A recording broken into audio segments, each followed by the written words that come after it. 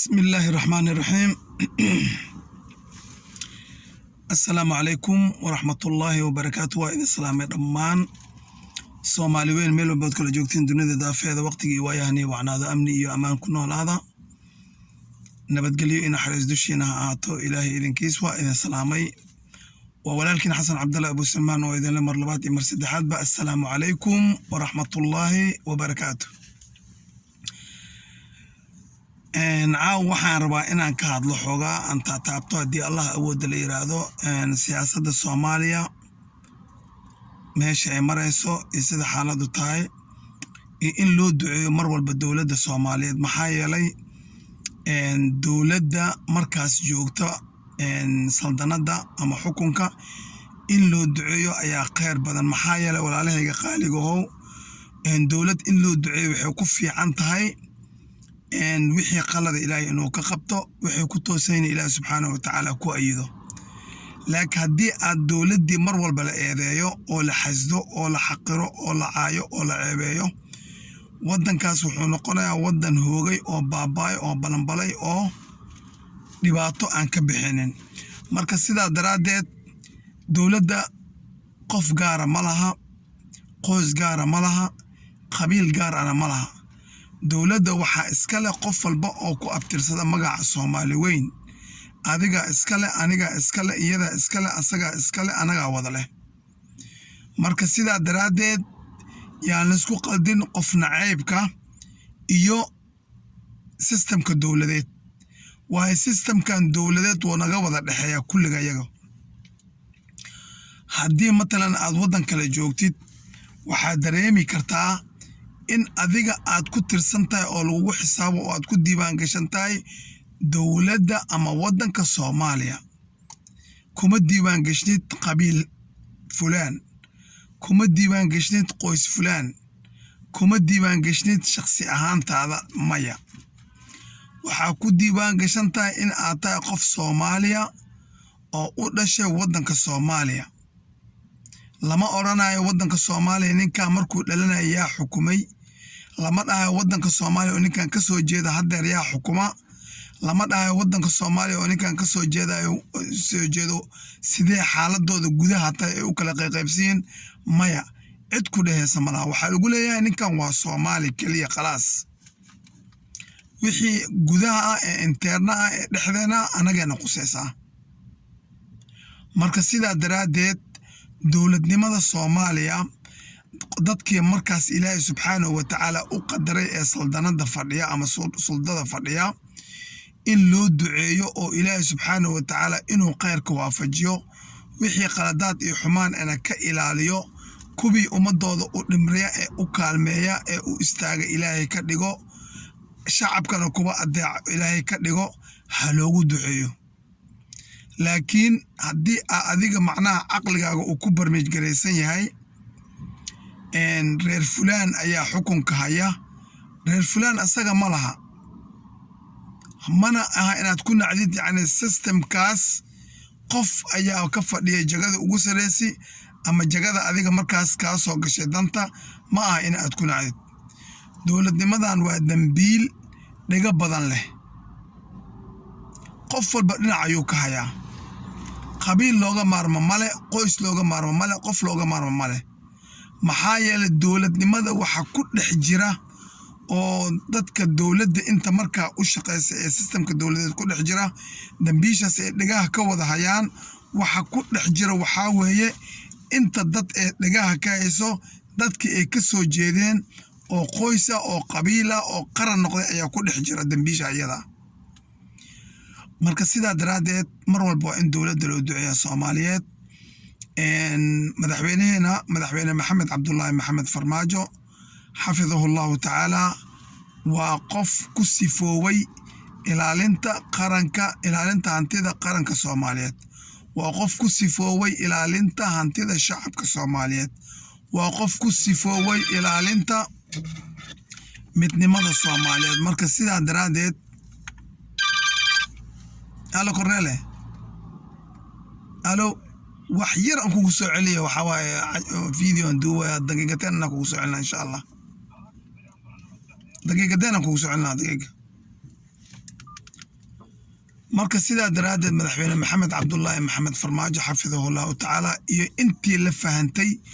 wanaagga ee dowladnimada leedahay isku duubnida iyo qarannimada sharafta ee leedahay la fahmay waa in mar walba aan u duceynaa maxaa yeelay hadda meed waxaa layidhi kee ugu dambeeyay kii la sii waday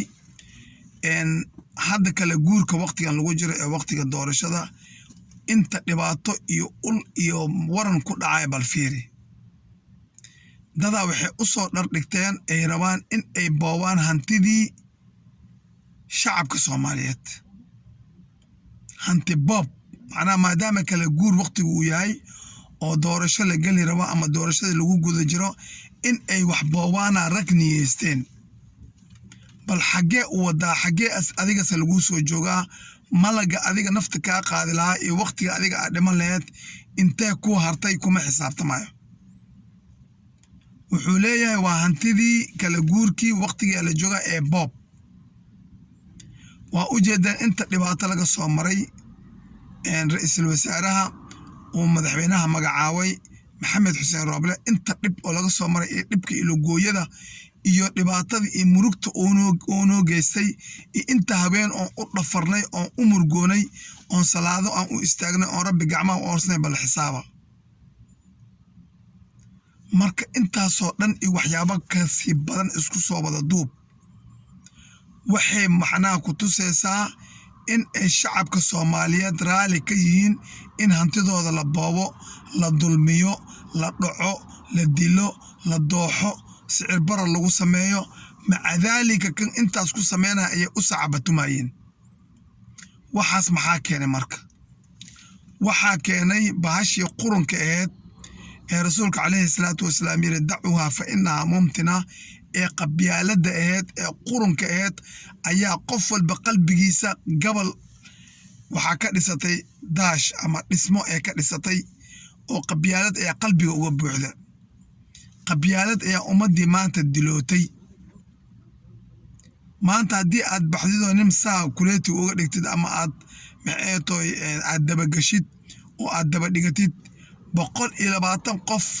oo ninka isaga ah uusan garanaynin ayaa adiga ku soo jawaabaya waxayna kugu soo jawaabayeen oo kaliya adoo qabiil fulaan ama qabiilkeena qof ka dhashay waxa uu tiri warkan qabiilkaaga ka dhashay hadduu xun yahay oo qaran dumis yahay oo inuu ku dhaco rabo oo inuu dadweynaha hantidooda dhaco rabo oo adiga aan ku aabayeelanin oo lafahaaga inuu shito rabo oo rabo inuu xaabo ka dhigto lafahaaga uu jaranjaro ka dhigto rabo oo meel kugu gaar rabo kaasi tolkaaga maaha ehelna kuma aha walaalkayga qaaliga ah iyo walaashayda qaaliga ahay maxaa yeelay wuxuusan ehel iyo tol iyo qaraabo kugu ahayn wuxuu yaqaanaa waxa uu calooshiisa geliyo iyo waxa isaga indhihiisa yaala hortooda iyo caruurtiisa isaga dhalay wuxuu dadka kaga sareysiin marin lahaa ama kaga kormarin lahaa unbaa u muuqata laakiin adiga xisaab uguma jirtid mana ku xisaabsanid laakiin markay noqoto in yacni qurun inuu wax gaaro jago markuu rabo ayuu qurunkii inta faagfaago uu gacmihiisa dhex geliyo ayuu kala soo dhex baxaa bahashii iyada eed oo la yiri dacuha fa innaha mumtina oo uraysa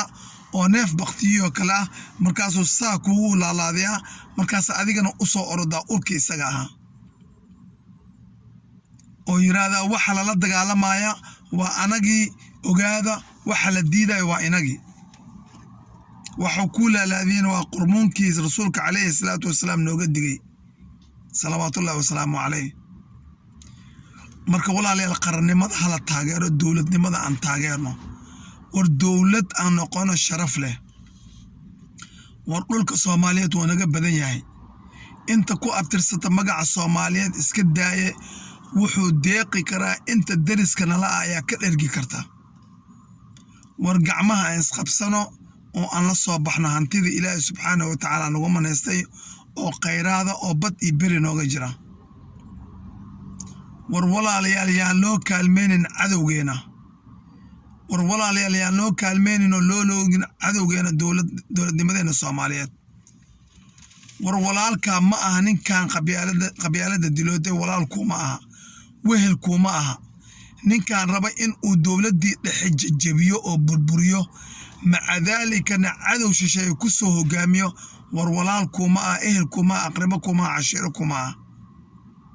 war shalay ee 12 sano markii rafaad laga maray baddeeni soo celinteeda oo sawaaxili kuukuuya ah oo shalay isagoo addoona aad sanka intaa biin ka soo gelisid lugtana silsilad kaga soo xirtid aad keeni jirtay Soomaaliya gudaheeda gaar ahaan magaalada la yiraahdo ama loo aqoon jiray Taytayley ee imika loo yaqaan Balcad ayaa suuq ugu weyn ee lagu kala iibsado kuukuyada ahaa maanta waxay tamanisay hantidii maguurtada ahayd dhaxalkii awoowe ayaa damacday in ay qaadato iyadoo ku adeeganaysa rag damiirkii ka dhintay oo taxta sifir jooga iyadoo adeegsanaysa oo markuu adiga ku soo hor istaagana ku abtirsanaya anoo reer hebel ah sanka baalkiisa ayuu ku taagayaa anigoo reer hebel ah anigoo sas waa beentis waa dulli waa dadnimo xume waa faan aan futa lahayn markuu sawaaxiligii kuukuyadii shalay uu soo iibsan jiray ee uu addoonka dhihi jiray ama addoonnimada u iibsan jirayna markuu u tago madaxa u fooraarinaya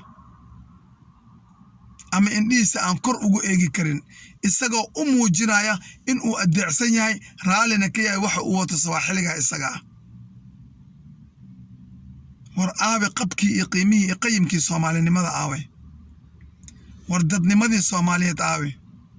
wuxuu yaqaanaa inuu markuu shaashada ka arko yuu yahay fulaan qabiil hebel waay naga dhaaf wuxuu yahay male intaas way caqligiis waa daciif waa caqli caruur waa mid liita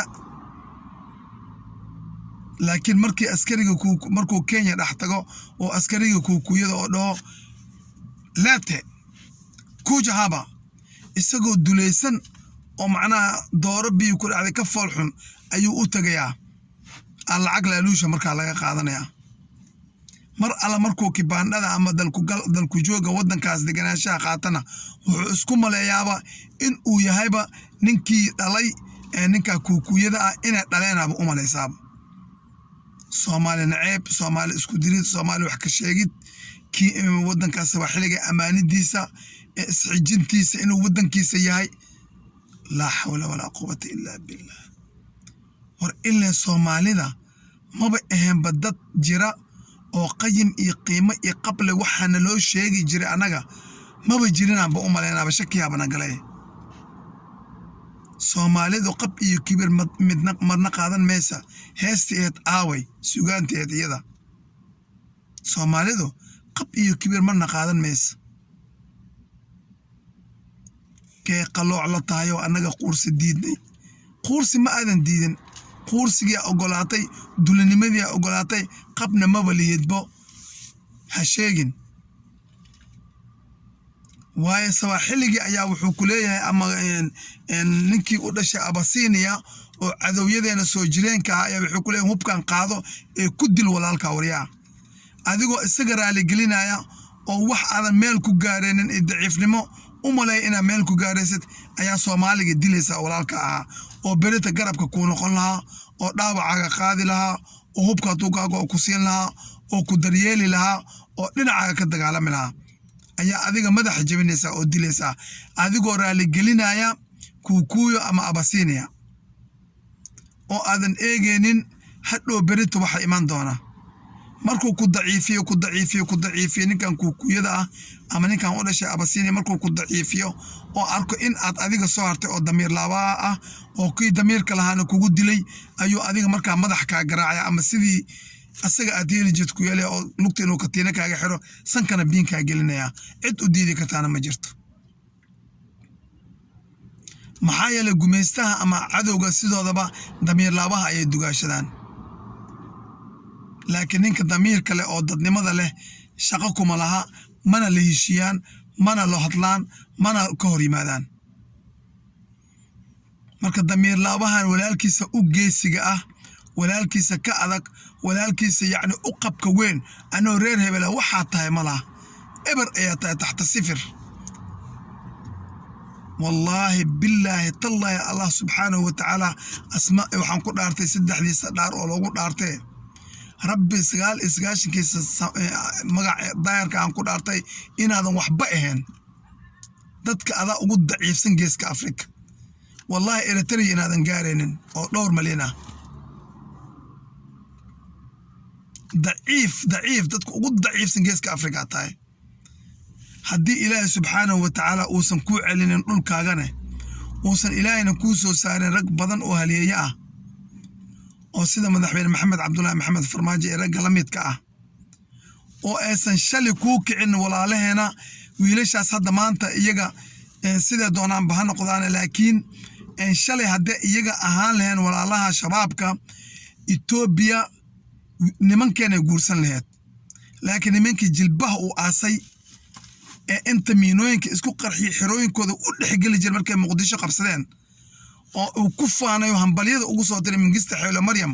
ninkii dhintay Meel Zinaawi uu yiri waa kugu hambaliyana isagoo cadowgiisa ayuu yiri waxaan kugu hambaliyana maanta meeshii laga soo weerari jiray Ethiopia ayaa maanta dhex fadhisaa isagoo ka wada wasaaradda gaashaandhigga ee wadanka Soomaaliya ee ku taalay magaalada Muqdisho markii uu dhex fadhiistay nin Tigray ama nin Xabashi ah raggi ka bixiyay baryo iyo faataxo uguma aysan bixin magaalada Muqdisho Ethiopiaanka injirleeda qurunka badan waxay uga baxeen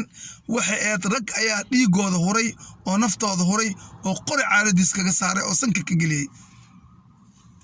oo 800 oo Ethiopiana maalin sidii balka u dhigay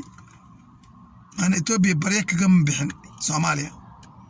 markaas ay turubkeeda bedeshay ee damacna inay siyaasad adeegsato damiir laawayaasha ay adeegsato ee ku dirto ummadda Soomaaliyeed iyadoo gadaalka taagan oo leejaanka u hayso damiir laawayaasha ayay u adeegsatay ilaa waa eeyaheede ay u adeegsatay shacabka Soomaaliyeed iyo muwaadiniintii Soomaaliyeed iyo damiirka kubilaha ee Soomaaliyeed ayay wixii u adeegsatay kubi aan damiirka lahayn marka Soomaaliyeed shacabka Soomaaliyeed ayaan la hadlayaa munaafiqnimada dhaafa rabbi subxaanahu wa ta'ala inta ka baqdaan oo ka xishootaan nifaaq hala dhaaf war nifaaq hala dhaaf maanta haddii aan meesha soo qaato mid ka mid yani nimanka la ogyahay inay u adeegaan mustacmarka ama shisheeyaha u adeegaan midkood haddii aan soo qaato qabiila saas kugu soo yacay waaw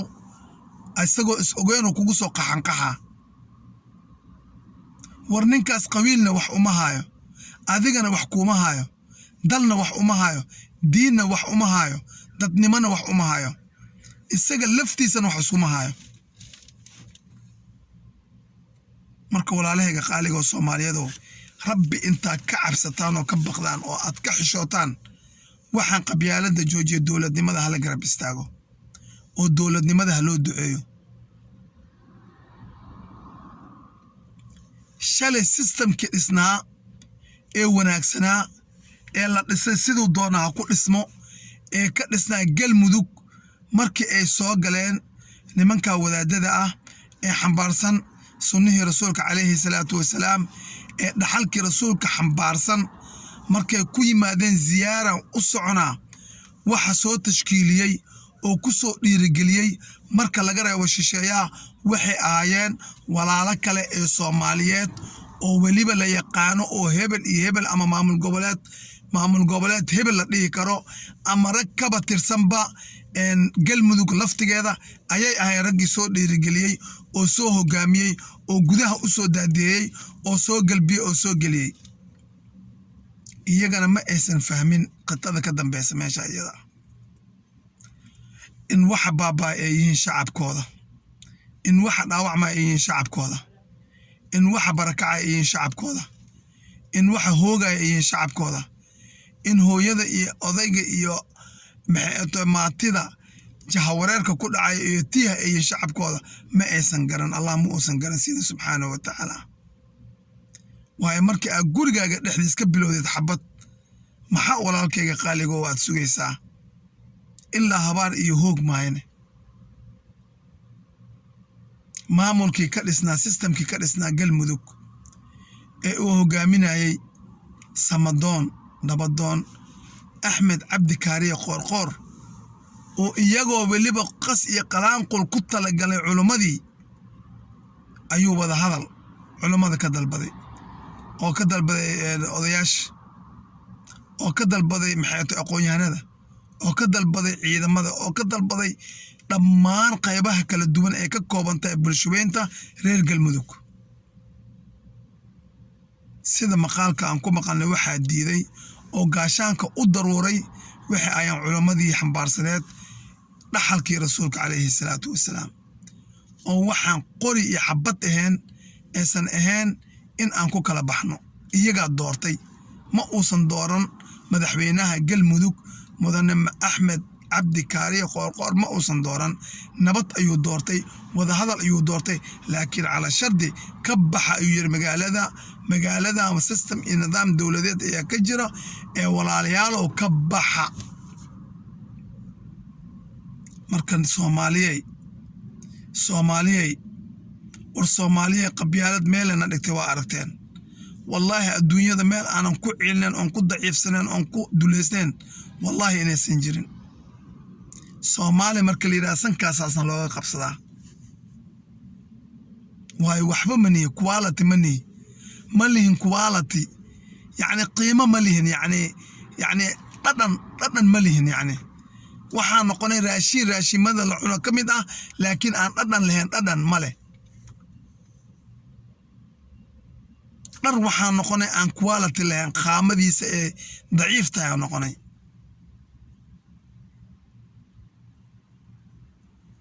dad dowlada yaryar oo naga qiimo badanaa aragnay oo meelaha qaarkood marka la gelaayo ama dowladaha qaarkooda ee yiraahdeen baasaboorkiin oo dhanba ma aqoonsani oo dowlada naga yar oo naga Itaaliyaan oo naga daciifsan ayaa la aqoonsaday leesh dadnimay leeyihiin dadnimo mucaaradkooda lama diri karo lama gadan karo laguma shuban karo maaha dadka aqligii ka wada tagayo iimaankii ka wada kacay maaha oo maxaan liqaa oo kaliya ee qalbigooda ku jirto oo indhahooda waxay arkayeen kaliya ee tahay hunguriga doolarka iyo dirhamka bes iyo diinaarka oo afkooda saa uu u kala taagan yahay waxay liqaan uun raba bes oon waxba ka soo noqonaynin ilaa jahannama calooshooda lagu huriyo mooyaane war wadaniyad yeesha oo dadnimo yeesha oo sharaf yeeshta oo qiimo yeesha oo islaamkiina qabsado u noqda maaha waxa aad ku dhaqmaysaan maalin walba ninaa lugta ku dhegantiin saas maalin walba waxaa rabtiin boob iyo dhac maalin walba waxaa rabtiin kala qaybsanaan maalin walba waxaa rabtiin calamo yaryar oo wallahi calamadaasoo dhan waa la wada guwa waana la gubi doonaa insha allah calanka soomaaliya waa midka buluuga oo xidigta shanta geesood leh dhexda kaga taalo ma jira calan kale laa hebelaan wax jira ma jiro laa hirshabeelle laa galmudug laa koonfur galbeed laa puntland laa jubbaland laa somaliland laa futuutland wax jira ma laha soomaali waa fartaas wax kala go'a ma laha min raas kaaboni ilaa raas caseer dhulka intiisa badnaa naga maqan inaan raasana iska daaye kanay ku haminaya inay jarjaraan oo googooyaan si hadhow si aayaroo dhib yarna loo yacni tatiib biila-aanna lagu leeqo bismillaah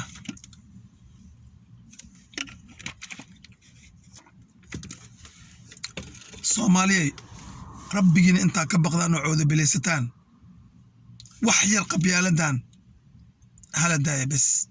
wax yar wadaniyad iska raadiya qabyaalad waa ku soo dhalateen waa ku soo barbaarteen waa ku caanamaasheen waa ku guursateen caqli ma jiro qabyaala kor fadhisa hal mar kaliya intaa wax yar dhinac u banaysaan maaragtay wadaniyadda geliya wadaniyadda bes wax kale ha gelinin laakiin haddii idinkoo diin la-aan ah oo sanamkan qabyaaladda ee uun caawudaya oo daba socda wallaahi salaadiina sida lagu aqbalo way adag tahay waayo qabyaaladaaba qalbigaaga ka buuxdo ninka dhinacaaga ku dukanaya oo walaalkaaga oo muslimka qabyaalad ayaa qalbiga kaaga buuxdo naceeb ayaa u qabtaa imaamka ku dujinaya adiga waxaad leedahay markuu ku dujiyo kabacdi yuu ahaa imaamka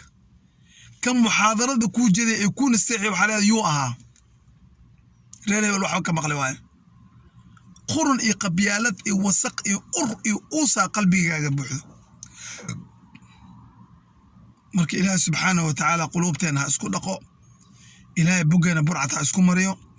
ilaahay diinta iyo toobada iyo tawxiidka iyo taqwada hana waafajiyo, ilaahay jaceelka waddanka meesha aan waddanka naceebka waddanka iyo qabyaaladda nooga buuxdo ilaahay inta naga saara isagaa muqallib alquluub ha nooga buuxiyo waddaniyad iyo diin jaceyl iyo wax walba wanaag ha nooga buuxiyo, si aan waddankeena markaan dhisano oon u hanano oon la soo baxno hantideena iyo khayraadkeena ku dhex jira, markaa kabacdi ay noqoto kuwii isjeclaada oo rasuulka calayhi salaatu wasalaam ku yiri wakunuu cibaadallahi ikhwaana, allah subxaanahu watacaala uu naga dhigo oo aan kulligan isku mid noqona ha lagu duceysto. war qof walbo keli ha loo duceysto, kooxna ha loo duceysto, maaha waxaa marba mid buruq inta marba mid ka soo kacay maaha. haddii kuwii diinta lahaa ee diinta looga dayan lahaa ee diinta sabarka faraysi ay yiraahdeen qorigaasa wax ku qaadeenaa, kii jaahilka ah bal ka waran, jaahilkii muqafalka ahaa ee qalbigiisu xirnaa bal ka waran. ilaaha idinku dhaarshay, ilaahay hana sugo waddankeenana hana jeclaysiiyo, ilaahay soomaaliya quluubtooda burcad ha isku mariyo, ilaahay soomaaliya walaalaha ka dhigo, ilaahow آخر ليلة جوا سماء الدنيا أجوكتاه ربي وسجال إسقاش كاجا اسم الظاهر كان كوكو برناي إله صومال قلبي قد إسكدو إله صومال إسجعليسي إله صومال قلبي قد إسكحار إله كوي جماعة إسخبص ذكرك إله كوي إسجعلا ذكرك إله كوي ولا لو ذكرك إله عرادة إسحق رادة إسحسدك iyo qabyaalada qurunka ah ee kala dishay Soomaali rabbiyo ka xoreeyo ka saar oo qalbigooda ka nadiifi. ilaahu far iyo faraant ka dhig, ilaahu wiil iyo waalid ka dhig, ilaahu abti iyo ismo ka dhig, ilaahu saaxiib iyo sokaya ka dhig, ilaahu dumaashi iyo daris ka dhig. rabbiyo adan ku baryanay Soomaali isjeclaysi boqoro isjeclaysi. waa walaalkeen xasan cabdulla abu salmaan oo idin leh sumadii awooyo sinji waa maguuraan meel walba kala joogtaan waqtigii waayahani wacnaado ciday maalin u tahay maalin wanaagsan, ciday maalin u tahay maalin wanaagsan. walaalayaalow like-ta noogu dadaala,